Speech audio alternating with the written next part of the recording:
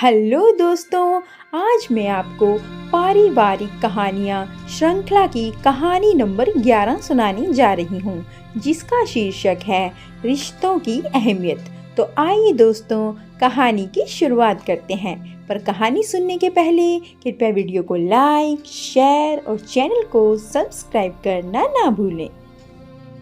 रोज की तरह आज फिर माया जी और उनकी बहू कविता की जरा सी बात को लेकर बहस हो रही थी। कविता उनसे कह रही थी, मम्मी जी, रिया कविता की 1 साल की बेटी के लिए बिना मिर्च की सब्जी निकाल देना। कविता की बात सुनकर उसकी सासू माँ माया जी तुनक कर बोली, मुझे पता है, रोज रोज क्यों कहती हो? मम्मी, सुबह आप भूल गई थी ना, इसलिए मैंने सोचा कि एक बार याद दिला दूं। कविता ने भी ऊंची आवाज में कहा। माया जी ने कहा, तुम्हें याद है या याद दिलाना पड़ेगा? सुबह तुम्हारे पापा के दोस्त खाने पर आए थे। सब्जी में बाद में मिर्च डालने से सब्जी में वो स्वाद नहीं आता। कविता रिया को गोदी में उठाकर बड़बड़ाते हुए चली गई कि इस घर में तो बस स्वाद ही देखते रहो। अगर बारी बांधी है तो घर के हर सदस्य के हिसाब से खाना बनाने में क्या दिक्कत है।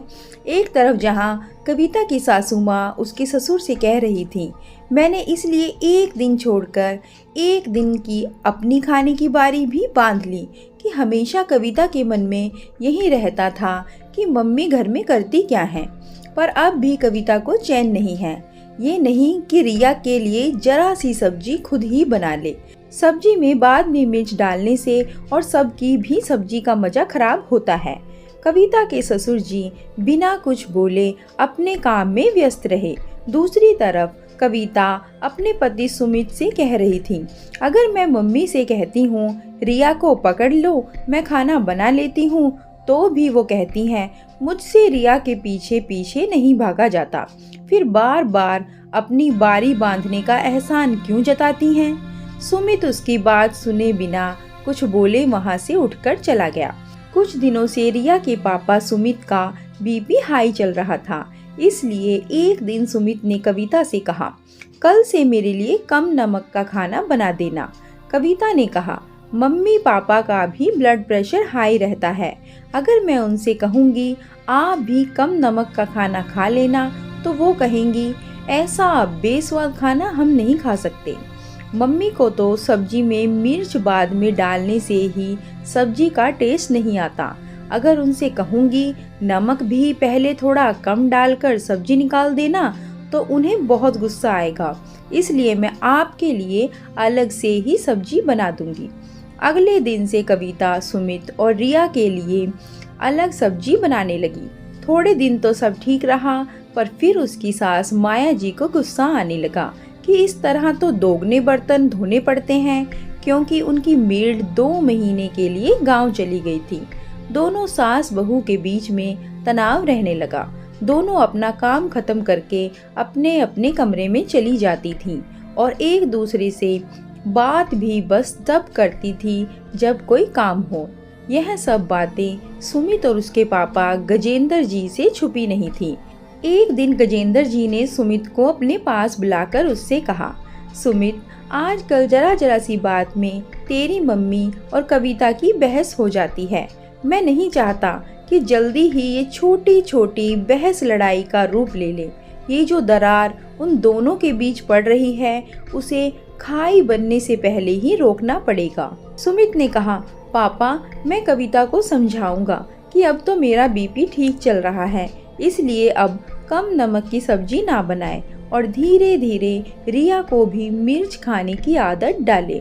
गजेंद्र जी थोड़ा सोच कर बोले, बेटा, तुम तो जानते हो तुम्हारी मम्मी को बहुत मसालेदार खाना ही पसंद आता है और रिया अभी सिर्फ 1 साल की है। बच्चे के लिए हल्के मसाले का खाना ही अच्छा रहता है।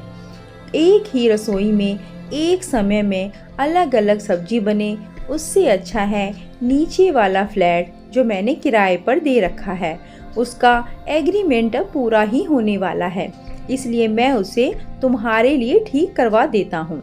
तुम कविता और रिया के साथ वहाँ शिफ्ट हो जाओ। सुमित ने गजेंद्र जी को समझाने की बहुत कोशिश की, पर वो अपने फैसले पर अडिग रहे। सुमित ने जब कविता को गजेंद्र जी का फैसला सुनाया तो कविता ने कहा, मैंने कभी भी मम्मी पापा से अलग होने का नहीं सोचा। जरा सी बात को पापा बढ़ा रहे हैं। माया जी तो गजेंद्र जी की बात सुनकर सकते में आ गई। उन्होंने गजेंद्र जी से कहा, आपने इतना बड़ा फैसला लेने से पहले एक बार मुझसे सलाह मशवरा करना भी जरूरी नहीं समझा? आप तो सुबह से रात तक ऑफिस चले जाते हो, पर मेरा पहाड़ जैसा दिन रिया के बिना कैसे कटेगा? एक बार भी सोचा है आपने? गजेंद्र जी ने उनसे कहा, बच्चों को लेकर ड्राइंग रूम में आओ। जब माया जी, सुमित और कविता सब आ गए तो गजेंद्र जी ने सबको समझाते हुए कहा, मैं जानता हूँ जहाँ दो बर्तन होंगे वहाँ शोर भी होगा, पर मैं नहीं चाहता मेरा घर लड़ाई का मैदान बने और दुनिया को बातें बनाने का मौका मिले। माया, मैं बच्चों को सिर्फ नीचे के फ्लैट में शिफ्ट होने को कह रहा हूँ ताकि हम सबको जिंदगी अपने अपने तरीके से जीने का मौका मिले, पर जब हमें एक दूसरे की ज़रूरत हो हम एक दूसरे के काम आ सकें। रिश्तों की डोर बहुत नाजुक होती है और जैसा कि कबीर जी ने कहा है, प्रेम का धागा टूटने के बाद उसे कितना भी जोड़ो उसमें गांठ पड़ जाती है। उसी तरह मैं भी चाहता हूँ हमारे रिश्तों में इतना मनमुटाव ना आए कि वो टूट ही जाए। इसलिए थोड़ा सा फासला हमारा रिश्ता और मजबूत कर देगा। गजेंद्र जी के फैसले के आगे कोई कुछ नहीं बोल पाया, पर उनका फैसला सबके हित में था।